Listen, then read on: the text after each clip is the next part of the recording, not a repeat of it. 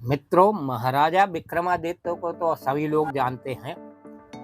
अपने देश की दशा जानने के लिए राजा वेश बदल कर पैदल घूमने जाया करते थे। एक दिन घूमते घूमते एक नगर में पहुंचे। वहां का रास्ता उन्हें मालूम न था। राजा रास्ता पूछने के लिए किसी व्यक्ति की तलाश में आगे बढ़ते हैं।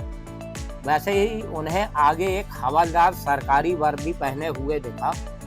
राजा ने उनके उस पास जाकर पूछा, महाशय, अमुक स्थान जाने का रास्ता क्या है, कृपया बताइए। हवलदार में अकड़ कर कहा, मूर्ख, तू देखता नहीं मैं हाकिम हूँ, मेरा काम रास्ता बताना नहीं। चल हट, किसी दूसरे से पूछ। राजा ने नम्रता से पूछा, महोदय, यदि सरकारी आदमी भी किसी यात्री को रास्ता बता दे तो कोई हर्ज तो नहीं है। खैर, मैं किसी दूसरे से पूछ लेता हूँ, पर इतना तो बता दीजिए कि आप किस पद पर काम करते हैं। हवलदार ने भौहें चढ़ाते हुए कहा, अंधा है क्या? मेरी वर्दी को देखकर पहचानता नहीं कि मैं कौन हूँ? तब राजा ने कहा, शायद आप पुलिस के सिपाही हैं। उसने कहा, नहीं। उससे ऊंचा? तब क्या नायक हैं? नहीं।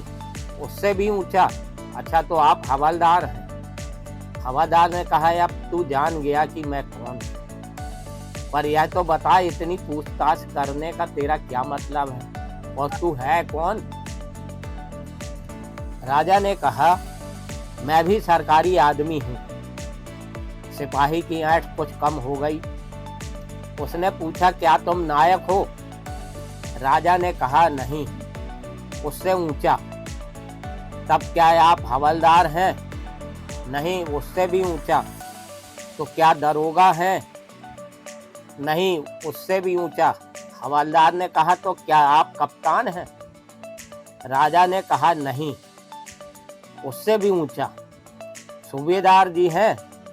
नहीं, मैं उससे भी ऊंचा हूँ। अब तो हवलदार घबराने लगा।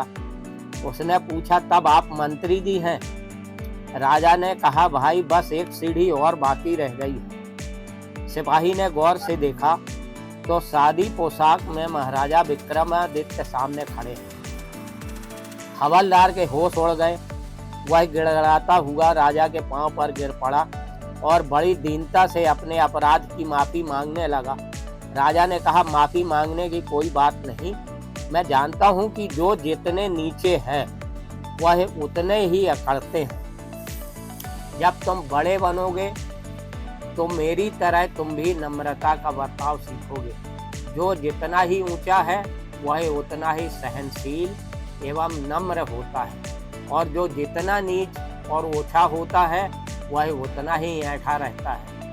इसलिए कहा गया है, विद्या विवादाय धनम मदाये, शक्ति परेशान परिपीड़नाय, खलस्य साधोर विपरीत में तत् ज्ञानय दानाय च रक्षणाय।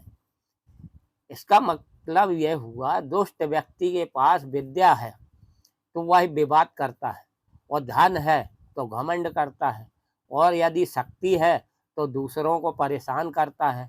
वहीं साधु प्रकृति का व्यक्ति विद्या ज्ञान देने में, धन दान देने में और शक्ति दूसरों की रक्षा करने में खर्च करता है।